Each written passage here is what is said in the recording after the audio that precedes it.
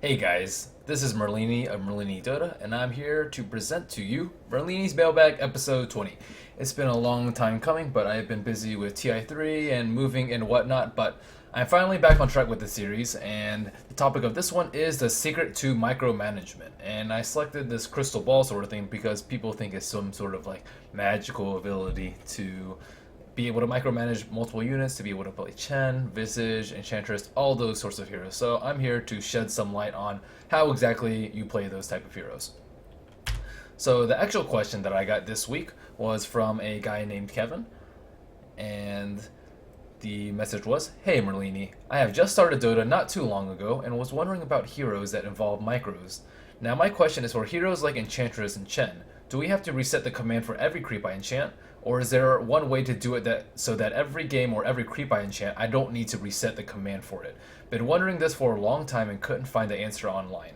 Thank you for the answer. Your streams are awesome. Should reconsider to play in competitive scene. And if you don't mind, can you tell me your command controls for your micro units for Enchantress, for example?" So actually, yesterday, 9/23, or I'm actually recording this on the day of the patch, but the day before, we actually have Dota 2 First Blood, and included in this update are control groups are now saved to the cloud per hero and will persist across games and disconnects. They are saved per hero, which makes things a lot easier for everybody, including myself. So, um, what are some tips and or secrets I can use to improve my micromanagement skills or abilities? So firstly, you've been tricked. There isn't a trick or tip that will turn you into a micromaster in a day. The key to success, as with most things, is practice. Unfortunately, that is not a good answer for everybody because you guys want to know how to get better and you don't want to hear just practice. So I will just give some more information.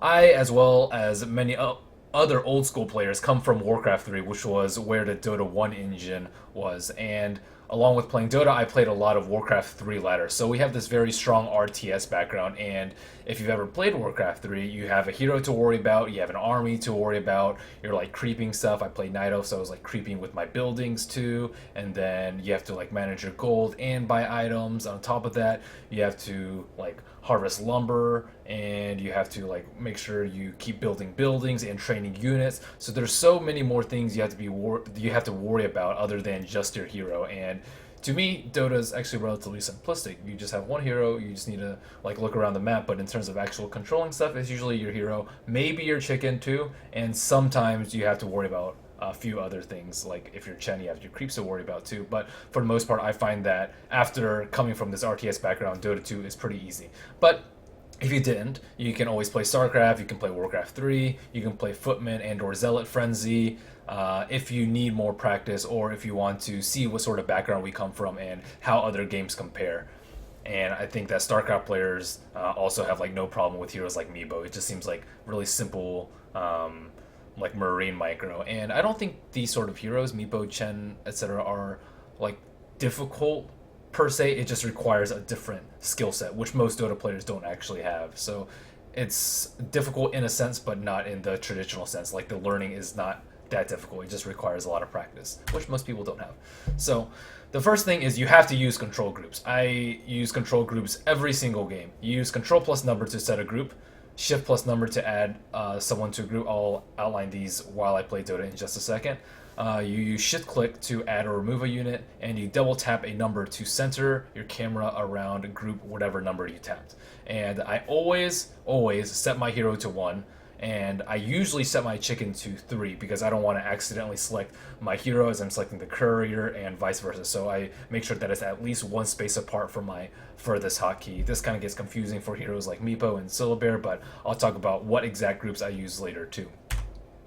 And in terms of miscellaneous tips, you want to use shift queuing a lot because this will lessen your keystrokes because you won't have to click around doing multiple things at once. You can just shift queue everything. You can't shift queue everything, but you can shift queue a lot of things. And you can also practice 5v5s versus your friends. So one way that I got better at managing multiple units in Dota was actually playing 5v5 bot mode, or not bot mode, 5v5 multiple heroes mode in Dota 1 using cheats. And I would play this versus Pusher Street a lot before warm-ups, and it would just get your fingers flowing and get you in the mood for Dota. Some people would just play 1v1 in mid, but I like to do this, and we would just pick 5 heroes. Some heroes were banned because they were too imbalanced. I think Silencer was banned because it was pretty ridiculous. But some other ones were banned too. But for the most part, like, you can just go in with a Song of the Siren, you blink in, you split, you like split up your images, whatever. You wait for your thing to end, you blink Ravage. After that, you follow up with the RP, Skewer Away, Shockwave. He comes in, Echoes, Enchant, and then you want to do all this stuff with your bear, return, attack, attack. So I can like execute a team fight as 5 as one person, and if you can do that, you can certainly execute just like one of these simple 5 heroes, which is just like Naga. You type dash refresh to refresh and just like, okay, sleep, do this. I forgot to cast Riptide last fight, so like something like this, and just splitting and just casting Riptide when it ends, boom, Riptide, done. And something like that is very easy, not to mention following up with everything else. So I would practice this fairly often, and if there were a hero or like a 5-man hero right here, they would just be completely owned. Ravage, boom, like, I can even cast everything like at one point if I want to.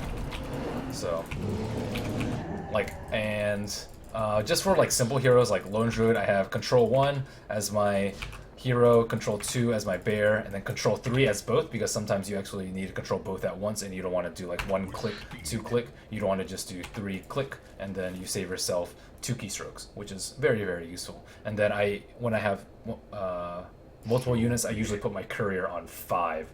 Meepo makes things a little bit difficult because if you have Scepter Meepo, you just have so many little monkeys flying around that it's really difficult to control. But usually like 1 for the first Meepo, 2 for the second Meepo, 3, 4, etc. And then 1 group to select them all. What else? For Chen, I usually just have 1 for my hero, and then like every time I get a creep, I just do like shift 2 or something like that to add it to my control group. And if you notice, like, I'll just do like all these heroes of control 1, Earthshaker, Lone Druid, Magnus, Naga, Siren, Tidehunter, and Syllabear. So if I want to just like deselect the Earthshaker or deselect the Chen creep, as most people will do, you just shift click. You can shift click on the portrait, you can shift click on the hero to add them back, whatever you want. Notice to like 6 and it's back down to 5. You can just shift click and just be left with 1 unit if you want. So shift click actually helps a lot. And then oftentimes I'll be like looking around the map. I'm pretty sure most of you know that my camera's like very jerky, but if I make like 1, 2, 3, 4, I can just like bounce around to various points around the map very, very quickly. 1 to get to the T2, 2 to get to the T3, 3 to get to Earthshaker, and 4 to get to Magnus. And then this way you can have like get center around a important part around the map very easily instead of having to like manually do it. This is much slower than 1, 2, 3, 4. Obviously you can't do that with every hero, but you can actually set specific hotkeys for like Rune or like Roshan or whatever you want. For Chen in particular, I like to use shift queuing. Shift queuing is just like if I want to like penitence a creep or penitence a hero. Let's pretend this is a hero and I want to kill him, and this is a centaur I want to stomp. So I'm like coming from the jungle, I want to kill him. I'll like press Q, click on this, shift right click so I'll attack after the penitence, and then I'll micro my creep. So watch me do that. I'll like move over here, Q, click, right click, and then just micro my creep. And then I'll start attacking the creep, and all the whole time I'm microing this Wild Wing. Obviously it's more difficult versus heroes, but this way you don't have to worry about your hero while you're controlling your creep. You know that it's going to execute the last given command, which is attacking, and you want to get that penitence off too, or test of faith or whatever it may be. So shift queuing's pretty useful. Also, if I like want to TP on a tower and blink out while like managing my HOD creep and stacking, I can do that. And I actually missed a blink. But like if I want to like blink RP shift, you don't really want to shift Q this because it'll be like, watch this, if I like move here and then you'll see there's like a really long chasm. I have my hand up, so look how long it takes them to skewer. It just takes a really long time. But I can do all those commands with shift if I wanted to, so you can imagine how you would do that with like a Wild Wing if you want to like move your tornado from like here to here to here, like in a square formation instead of just like a simple line and just sitting there, you can execute shift commands to make it move around a little bit more. So be creative what you do. I've practiced like Lone Druid for like a month straight just so I could practice with this bear, and just like, for example, like right click with my Lone Druid on creeps to get gold, right click on heroes with my spirit bear and like return it, and then it just takes a lot of practice in order to get these down. I know that Rise of X Absolute Legends just played like Enchantress and Chen exclusively for like a month or two to get good with the heroes. So there's no magical solution. You just have to play them a lot, and unfortunately, people don't want to hear that, but that's just how it is. So work on it. Use shift commands. Get used to control groups if you don't already. You can also use this very, very useful command, which is select all other units. And I mostly use this for Phantom Lancer because for like creeps like Chen, they're not like continuously spawning. Like when you're creeping, you can just do shift command. But for PL illusions, they like constantly spawn. And you don't want to add every single individual Phantom Lancer illusion that you get to a group, because that would just be really tedious. Clicking shift 2, clicking shift 2, click shift 2, that would just take an absurdly long time. So you can just make a command, select all other units, and just press B. You can also do select all units, such as like 3 for me, for like Lone Druid. That would be pretty useful, right? So I don't actually have this command because it changes per game, and I only have control groups up to 5, although you can have up to 10. Actually 11, I guess. And you want to also have a courier control group if you can.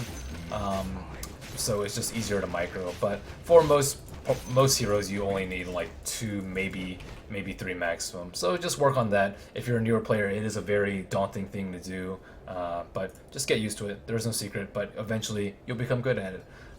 Thanks, Kevin, for the mailbag question. And for those of you that don't know, I answer a question every week, or it should continue every week now.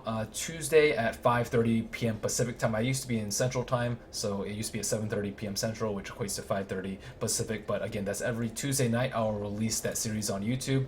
On top of that, I'm also working on a new series, Merlini Plays Dota 2, where I try and give like first-person commentary of an actual Dota game, and you can see my like thoughts and processes.